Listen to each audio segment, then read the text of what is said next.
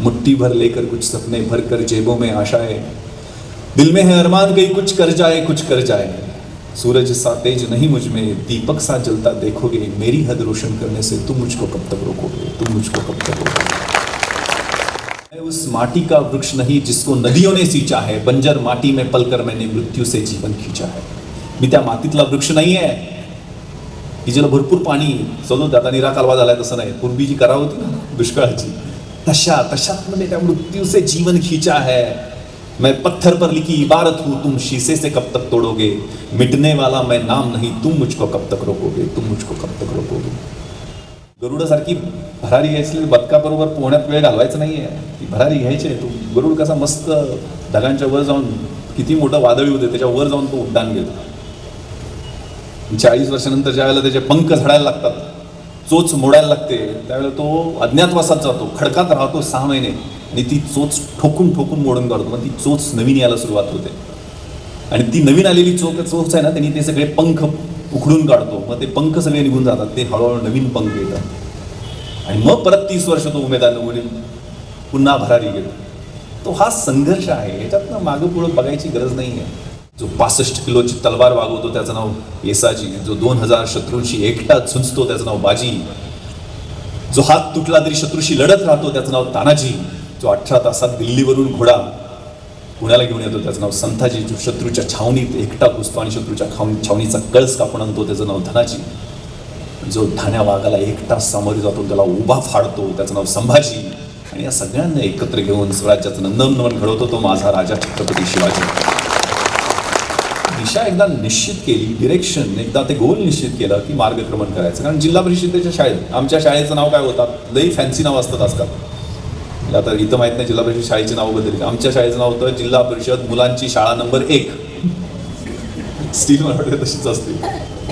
तिथं मग नेहमी जसं गावाकडे असतं, वडील पैलवान पण होते, आणि अख्ख्या गावात आमच्या 70% लोकसंख्या ही नांगरे आणि घोडे, 2च भावक्या, त्यामुळे दादागिरी करणं पण आमच्याच, कारण पैलवान सगळे गावातले टार्गेट पोरं ही सगळी आमची भाऊबंद ना, पण कोण शिक्षक तर नादालाच लागायचे नाही। मला आठवतं मी 4थीत असताना आमच्या कदमबाईंनी कानाखाली माझा आवाज काढला होता अशीच गुंडागर्दी करताना, आणि त्यावेळेला सांगितलं होतं तू तुझ्या आयुष्याला अर्थ काय, असाच गुंड पैलवानांचा मुलगा ना तू, पैलवान वडिलांना आबा म्हणायची किंवा पैलवान म्हणायची,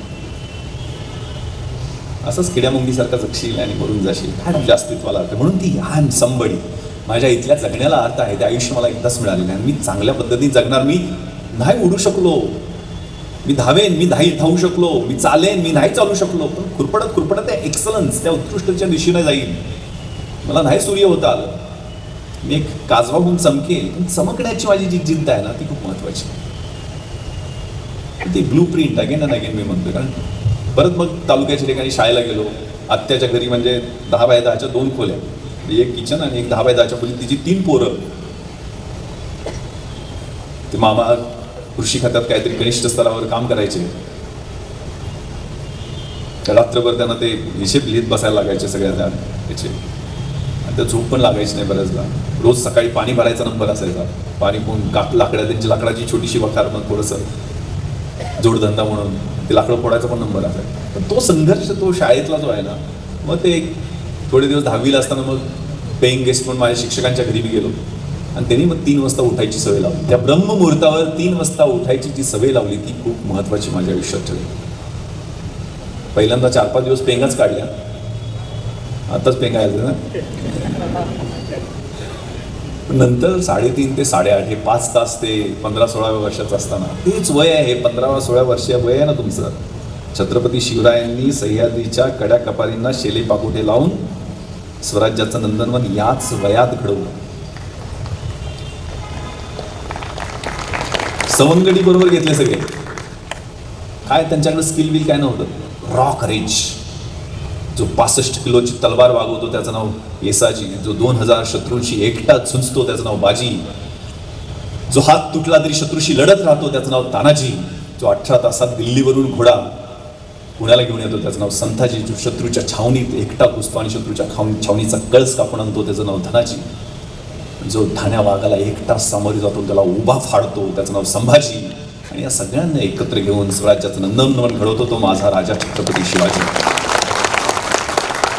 कितीतरी शिकण्यासारखं आहे त्यांच्या आयुष्यात, काय बाकीचं प्रेरणा, एक शिवचरित्र वाचावं, मुलांना दुसरं काय सांगायची गरज नाही. अगणित सूर्य रगामध्ये तयार होतात. अ मॅन विथ आर्मी, अंगावर रोमांच येणारे ते.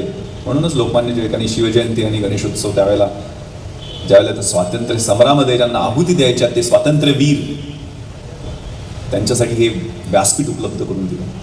कारण त्या चरित्राचं प्रचंड काहीतरी आहे. कॉस्मा आद्र नावाचा एक पोर्तुगीज म्हणतो, 125 लढाया छत्रपती शिवराय जिंकले, पण प्रत्येक लढाईमध्ये ते दिसायचे म्हणे. मग ते शिवाजी महाराज आहेत का त्यांचं भूत आहे का त्यांचं डुप्लिकेट आहे, असं त्या कॉस्मा आद्र नावाच्या पोर्तुगीज इतिहासकारानं लिहून ठेवलेलं आहे.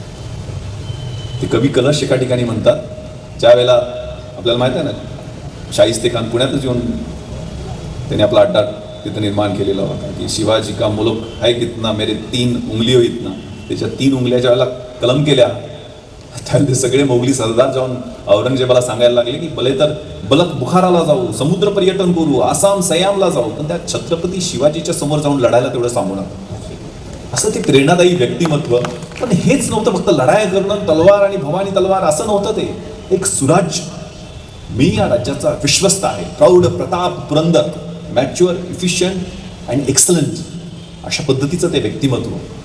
त्या शिवमुद्रेवर अष्टकोनी शिवमुद्रा आहे, त्या शिवमुद्रेच्या अष्टपैलू व्यक्तिमत्व असावं आणि त्याच्यावर लिहिलंय प्रतीपचंद्र रेखेवर विष्णू, जसा चंद्र कलेकलेनं वाढत जातो तशा पद्धतीनं हे राज्य, जी श्रींची इच्छा आहे, मी त्या राज्याचा विश्वस्त आहे. कुठलाही 7 बारा शिवाजी महाराजांच्या नावावर नाही आहे. हिरोजी इंदुलकरांनी फक्त त्यांना विनंती करून रायगडाचं जे मंदिर आहे जगदेश्वराचं, तिथं खाली एक ठिकाणी एक फक्त लाईन शिवाजी महाराजांच्या नावाची लिहून ठेवली, आणि मी राज्याचा विश्वस्त आहे. आणि गिव्हिंग समथिंग बॅक, म्हणजे रामजी पांगेरा नावाचा त्यांचा एक मावळा 19 वर्षाचा कनेरगडाच्या लढाईच्या वेळेला धारातीर्थी पडला. त्यावेळेला शिवाजी महाराज स्वतः सोन्याच्या मुद्रा घेऊन त्याच्या वडिलांना द्यायला गेले की हे तुमच्या म्हातारपणाची बाबा पुंजी, पेन्शन. आता आपण पेन्शनसाठी किती भांडतो. ते म्हणाले, कशापायी महाराज, रामजी पडला त्यावेळेलाच पैशाचा हिशेब संपला. स्वराज्यासाठी मागणाऱ्याची अवलाद आमची नाही, देणाऱ्याची अवलाद आमची. आणि तुम्हाला इथनं मोकळ्या हाती जायचं नाहीये. आणि दुसरा 17 वर्षाचा कोवळा पोरगा शेतात होता, त्याला बोलून घेतला, आणि अजून 4-5 पोरं असतील, सगळीच्या सगळी दिली असते. आता एकटं राहिले, याला घेऊन जावा, त्याचा हात शिवाजी महाराजांच्या हातात दिला, ह्याला लढायला घेऊन जा. ही जी वृत्ती आहे, गिव्हिंग समथिंग, कमिटमेंट. बघा ना, ते सिद्धी जोहरनी पन्हाळगडाचा गेडा, ते पावनखिंडीमधला 300 ते पिक्चर कुठला तरी 300 नावाचा सिनेमा आहे, खूप सुंदर सिनेमा आहे, मुलांनी पाहायला पाहिजे. इंग्रजी सिनेमा आहे, तशीच स्टोरी आहे. ते 300 मधला एक पण मावळा निघाला नाही होत ना, कोणी पळून गेला नाहीये, भिंतीसारखी उभा आहे. ती जिगर, ती इच्छाशक्ती. पण त्यांनी लढाया नाही आहे, त्यांनी सुराज्य निर्माण केलं. Civil administration. पाकिस्तान का फेल होतं, हे सगळं मिलिटरीकडे दिलं ना. चांगलं सिव्हिल ॲडमिनिस्ट्रेशन, म्हणजे अष्टप्रधान मंडळ, पेशवा, पंडितराव, न्यायाधीश, अमात्य, सेनापती, सगळ्या त्या पेशव्याला पगार किती होता त्यावेळेचे, काहीतरी 19,000 होऊन सगळ्यात जास्त पगार त्या सिव्हिल ॲडमिनिस्ट्रेशनच्या हेडला होता. राज्य व्यवहार कोश बनवलं. कारण हे विजन, दूरदृष्टी. निकोलस नावाचा एक ब्रिटिश अधिकारी, तो ज्यावेळेला राज्याभिषेक 1674 साली राज्याभिषेक झाला महाराजांचा, त्यावेळेला तो गेला तर वर 4 हत्ती दिसले त्यांना. म्हटले जाताना बकऱ्याला सुद्धा चालायला अवघड होईल एवढी वाट आहे, आणि 4 हत्ती कसे काय वर. त्याला खूप पुढं पडलं, हे आलेच कसे काय, त्यावेळेला क्रेन नव्हती काय, वरनं कसं काय एवढे मोठे हत्ती आले कसे. त्यांनी खूप खोदून विचारल्यावर त्याला कळालं की ज्या वेळेला 1659 साली कर्नाटक स्वारी केली, त्यावेळेला 2 पिल्लं, एक मादी आणि एक नर घेऊन आले होते महाराज, आणि त्यावेळेला त्याला चारा दाखवून वरती छोट्या नर मादीला घेऊन गेले, त्याचे मोठे झाले, त्या 2चे 4 झाले.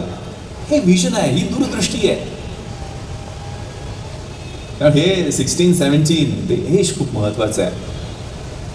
आणि त्याच वेळेला आपला प्री फ्रंटल कॉर्टेक्स, मेंदूच्या पुढचा भाग विकसित होत असतो. चांगलं काय वाईट काय हे कळत नाही, सत काय असत काय ते कळत नाही आहे, आणि ते 16 वर्ष धोक्याचं पण असतं. मी आता joint CP law and order, पूर्ण मुंबईची जबाबदारी माझ्याकडे होती. 94 पोलीस स्टेशन्स, पूर्ण protection and security, intelligence wing, operations, म्हणजे 35,000 फोर्स मी जॉईंट सीपी म्हणून सुपरवाइज मुंबईतला करत होतो. त्यावेळेला मी एक दुर्दैवी घटना पाहिली. एका मुलीनं 18व्या मजल्यावरनं उडी मारली.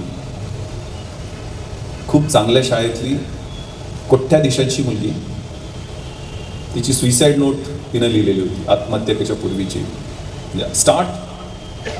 Stop and I quit. सुरू करायचं काय, आई वडिलांचं ऐकायला सुरू करायचं. सुरू करायचं काय, अभ्यास करायला सुरू करायचं. सुरू करायचं काय, सोशल मीडियावर इंस्टाग्रामवर कमीत कमी जाण्याचं सुरू करायचं. सुरू करायचं काय, आई वडिलांची भांडण आर्ग्युमेंट, भावाशी भांडण आर्ग्युमेंट करायचं कमी करायचं. स्टॉपमध्ये IPLs घ्यायचं कमी करायचं. ड्रग्ज घ्यायचं कमी करायचं. अनेक अशा वाईट गोष्टी ज्या मी आता मुलांच्या समोर सांगू शकत नाही आहे ते सगळं कमी करायचं. आणि हे दोन्हीत नाही जमलं ना, मग आय क्विट, मारली उडी. 17-18 वर्षाची मुलगी. आणि हे वयसुद्धा तेवढंच धोकादायक आहे. मी SP असताना इथं सिंहगडाच्या पायथ्याशी रेव पार्टीवर रेड केली होती. मलाही माहीत नव्हतं. मी ते गुगल केला, अभ्यास केला. रेव म्हणजे काय, तर radical audio visual experience. Drugs काय असतात, तर ते स्टिम्युलंट्स असतात, डिप्रेसंट असतात आणि हॅल्युसिनेशनवाले असतात. ते म्हणजे एकदा सेंट्रल नर्वस सिस्टमचा ताबा घेतला तर त्या माणसाचं आयुष्य मातीमोल. कुठलंही कृष्णकृत्य, कुठलाही गुन्हा, कुठलंही पाप करायला तो माणूस त्या ड्रग्ससाठी होच म्हणतो. कारण ही ज्यावेळेला मुलं 292 पकडली, मी त्यांना काही जेलमध्ये टाकायचा उद्देश नव्हता, पण अनेकांनी खोटं नाव सांगितलं. त्यातल्या 88% मुलामुलींच्या रक्तामध्ये ड्रग्स आढळून. मुंबईला मी जॉईंट CP होतो, DCP साऊथ मुंबई होतो. त्यावेळेला माझ्याकडे अँटी नार्कोटिक्स सेलचा चार्ज दिलेला होता. त्यावेळेला मी 72 डिग्रीज नावाचा एका मोठ्या फिल्म डिरेक्टरचा पब होता, तिथं रेड केली. तिथेही 232 मुलामुलींचे रक्त आणि लघवीच्या नमुने घेतले. त्यातलेही 92% मुलामुलींच्या रक्त आणि लघवीमध्ये ड्रग्स सापडले. नंतर ओकूडमध्ये रेड केली. तिथं 100 असेच यंगस्टर्स, आणि ते सगळे क्रिएटिव्ह. म्हणजे त्यांना काय वाटतं, हे ड्रग्जमधनं वेगवेगळ्या गोष्टी मिळतात. म्हणजे फॅशन डिझायनर्स, 2 IPLचे प्लेयर पण होते, मी नावं सांगत नाही आता. त्यांची जी दयनीय परिस्थिती मी पाहिलेली, कारण मी स्वतः रेडसाठी होतो. कारण ते हॅल्युसिनेशन म्हणजे त्या रॅडिकल ऑडिओ व्हिज्युअल एक्सपिरियन्स, जे ते फ्लुरोसंट कलर असतात त्याला मी टच करू शकतो. ते म्युझिक एकदा ड्रग्ज घेतलं की माझ्या कानात घुसायला सुरुवात करतो. आणि मग तासनतास त्यांचं प्लर नावाचं का, पीस, रिस्पेक्ट, युनिटी, लव्ह, त्यांची कम्युनिटीमधलं जे प्रेम आहे. पण त्या मेंदूचा सिझलर, त्याला ड्रग्जला सिझलर्स म्हणतात. ॲम्फिटेमाइनच्या गोळ्या, MD आजकाल गावाकडे पण आलेले. MDMA, मेथॅम्फिटेमाइन्स, फ्लनिट्रेप्झेम, डेट रेप त्याला म्हटलं जातं. डेटवर घेऊन जायचं, मुलीवरती रेप करायचा. कारण ते थम्सअपमध्ये मिक्स करून तो ड्रॉप दिला तर कळत पण नाही, मेमरी ब्लर होते. संडे नावाचा एक सिनेमा आलेला होता, ते Sunday is missing from the life of that girl. Fashion सिनेमात पण दाखवलं. कोकेन हे स्टिम्युलंट आहे, वाटतं आपल्याला खूप असे, पण त्यातलं जे अडल्टरेशन आलं की चटकन जीव झालं. मी ॲडिशनल CP बेस्ट होतो त्यावेळेला 150 चेन स्नॅचर बोलवले. चेन स्नॅचर्स का करतायत हे चेन स्नॅचिंग कंटिन्युअस, हॅबिच्युअल. सगळे त्यातले 90% ड्रग्ज ॲडिक्ट मिळाले. इथं मी SP असताना तिथं 7 मर्डर केले होते लोणावळ्यामध्ये 2 पोरांनी. तेही अशाचसाठी.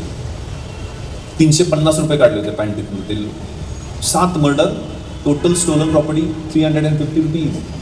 रोज मजूर सगळे मारले.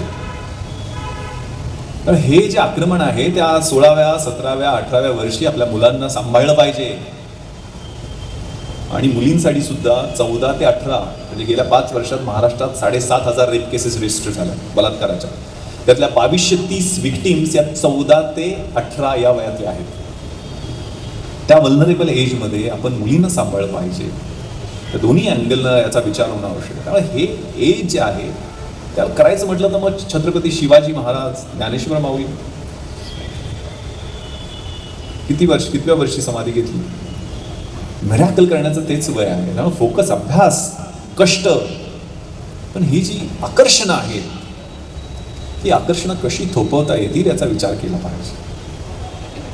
त्यामुळे मी त्या वयात असताना मग 12वी झाल्यानंतर काय करायचं, मग त्यावेळेला मग इंजिनिअरिंग मेडिकल करून सुद्धा IAS IPS, आपण डॉक्टर आहात ना, इंजिनियर. म्हणजे आमच्या 65 जणांच्या बॅचमध्ये 60 जण इंजिनियर आणि डॉक्टर्स होते. 5-6 जण आम्ही आर्ट्स कॉमर्सवाले होतो देशभरातले. त्यावेळेला माहीत नव्हतं. त्यावेळेला फिजिक्स, मॅथ्स घेऊन IITians खूप मोठे. आत्ताही एक ऑप्शनल सब्जेक्ट आहे. पण इंजिनियर्सचं सगळ्यात जास्त डॉमिनेशन सर्व्हिसेसमध्ये तयार झालेलं आहे. त्यावेळेला केलं ना मी आणि आनंदनं इंजिनिअरिंग आणि मेडिकलचे ॲडमिशन. त्यांनी BDSचं ॲडमिशन सोडलं, मी इंजिनिअरिंगचं ॲडमिशन सोडलं आणि आर्ट्स केलं. पण एक दिशा ठरवली ह्युमॅनिटीजमध्ये रस होता, मराठी साहित्य आवडत होतं, इतिहास आवडत होता. आणि मग कमी वयात सिलेक्शन झालं. मी ज्यावेळेला सिलेक्ट झालो त्यावेळेला फक्त BA इतिहास, शिवाजी विद्यापीठ कोल्हापूर, मराठी माध्यम एवढंच माझं क्वालिफिकेशन होतं. आणि वयवर्ष 22. माझं नंतर सिलेक्शन झाल्यानंतर मी MA मुंबई विद्यापीठातनं एक्सटर्नल केलं. मी ज्यावेळेला लातूरला आणि नांदेडला SP म्हणून काम करत होतो त्यावेळेला तिथल्या मराठवाडा विद्यापीठातनं, स्वामी रामानंद तीर्थ मराठवाडा विद्यापीठातनं LLB कंप्लीट केलं. ट्रेनिंगच्या वेळेला MDPM masters degree in police management MBAची डिग्री 2 वर्षाची तिथनं कंप्लीट केली. आणि आता औरंगाबादला IG म्हणून होतो त्यावेळेला LLMचं फर्स्ट इयर कंप्लीट केलं. युनिव्हर्सिटी टॉप पण केली, पण माझी बदली झाली त्यामुळे मला ते सेकंड इयर कंप्लीट करता आलं नाही. क्वेस्ट फॉर एक्सलन्स, शिकत राहिलं पाहिजे. विद्वत्वंच नृपत्वंच नैवम तुल्य कदाचन स्वदेशे पूज्यते राजा विद्वान सर्वत्र पूज्यते. विद्वत्तेची आणि राजसत्तेची तुलना कधी होऊ शकत नाहीये. विद्वानाची, राजाची त्याच्या राज्यापुरती पूजा होत असते, परंतु विद्वानाची सगळ्या जगात त्याचा आदर होत असतो. अगेन यौवनम धनसंपत्ती प्रभुत्वम विवेकिता एकैकम अनर्थाय किमु यत्र चतुष्टम. यौवन म्हणजे तारुण्य, धनसंपत्ती पैसा, प्रभुत्वम सत्ता, मस्ती काय म्हणतात त्याला, सोन्याची चेन गळ्यात आणि काय गुंठामंत्री वगैरे, आणि अविवेक. यातली एक एक गोष्ट वाट लावायला तुमची पुरेशी आहे. आणि या 4 गोष्टी असतील तर किती वाट लागू शकतो.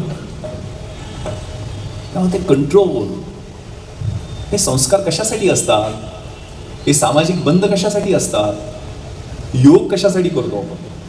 योग म्हणजे फक्त आसन आणि प्राणायाम नाही आहे. यम नियम आसन प्राणायाम प्रत्याहार धारणा ध्यान आणि समाधी, अष्टांग योग आहे. यम म्हणजे सत्य अहिंसा अस्तेय अपरिग्रह ब्रह्मचर्य, या 5 टप्पे आहेत. ते आता खूप बोरिंग होऊन जाईल म्हणून तर त्याच्यावरच बोललो असतो. आपण स्वतःला कंट्रोल करण्यासाठी संस्कार हे त्याच्यासाठी असतात. कारण ॲनिमल इन्स्टिंक्ट असतात ना आपल्यामध्ये.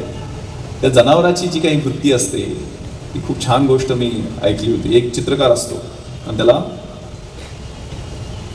देवाचं चित्र बनवायचं असतं, कृष्णाचं चित्र बनवायचं असतं. असा एक गोड दिसणारा मुलगा बोलवतो आणि तो मित्राला विचारतो, तर म्हणजे एखाद्या मुलाला बोलव, त्याचं चित्र बनवते खूप छान. मी तो चित्र बनवतो त्या मुलाला बसून समोर. ते कृष्णाचं खूप देखणं चित्र होतं. अजून 20-25 वर्षांनी त्याची इच्छा होती की मला एक राक्षसाचं चित्र बनवायचं. मग तो विचारतो, म्हणजे जेलमध्ये जा, ज्याने अनेक खून केलेले आहेत, बलात्कार केलेले आहेत, हिंसा केलेली आहे, दंगली घेतलेली आहेत, अशा एखाद्या गुन्हेगाराला पकडा आणि त्याचं चित्र बनव. तो तसं करतो आणि ते समोर बसवतो आणि त्याचं चित्र काढायला सुरुवात करतो. पण त्या गुन्हेगार त्याला आश्चर्यानं बघतो, काय तू कशाचं चित्र बनवतोस. म्हणजे तुला बघून मी राक्षसाचं चित्र, शैतानाचं चित्र बनवतो. त्या गुन्हेगाराच्या डोळ्यात अश्रू यायला, एवढा कडवा गुन्हेगार आणि त्याच्या डोळ्यात पाणी. तुझ्या अरे भाऊ का रडतो, मी तुझं चित्र तर बनवतो. म्हणजे 25 वर्षापूर्वी ज्या मुलाचं तुम्ही चित्र बनवलेलं होतं कृष्णाचं, तो मीच आहे. या 25 वर्षामध्ये माझ्यातला देव हळूहळू मरत गेला आणि राक्षस हळूहळू जिवंत होत गेला.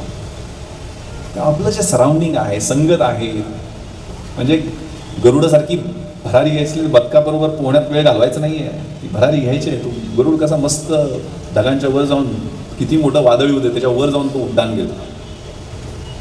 40 वर्षानंतर ज्या वेळेला त्याचे पंख झडायला लागतात, चोच मोडायला लागते, त्यावेळेला तो अज्ञातवासात जातो, खडकात राहतो 6 महिने आणि ती चोच ठोकून मोडून काढतो. मग ती चोच नवीन यायला सुरुवात होते आणि ती नवीन आलेली चोच आहे ना, त्यांनी ते सगळे पंख उखडून काढतो. मग ते पंख सगळे निघून जातात, ते हळूहळू नवीन पंख येतात आणि मग परत 30 वर्ष तो उमेदानं पुन्हा भरारी घेतो. तो हा संघर्ष आहे. ह्याच्यातनं मागं पुढं बघायची गरज नाही आहे. जेव्हा मुंबईला मी गेलेलो होतो त्यावेळेला खूप फ्रस्ट्रेशन यायचं, कारण एक पत्र्याची पेटी, पुस्तकं आणि 2-3 टी-शर्ट, राहायची सोय व्हायची नाही. त्या आमदार निवासला 105 नंबर रूममध्ये मॅजेस्टिकमध्ये राहिलो. खाली भटारखाना होता. शिवाजीराव देशमुख साहेब आमच्या गावचे आमदार आणि त्यावेळेला मंत्री होते. त्यांच्या रूममध्ये त्यांनी चावी दिली. पण इतके कार्यकर्ते त्यांचे सगळे माहीत आहेत, आपले जातात कार्यकर्ते सगळे. त्या कुलाबा कॉजवेला सगळे बटाटा वडा मिसळ काय खातात आणि इतका वास सोडतात की झोप पण येत नाही. बाहेर झोपायचं त्याला ते मच्छर चावायचे.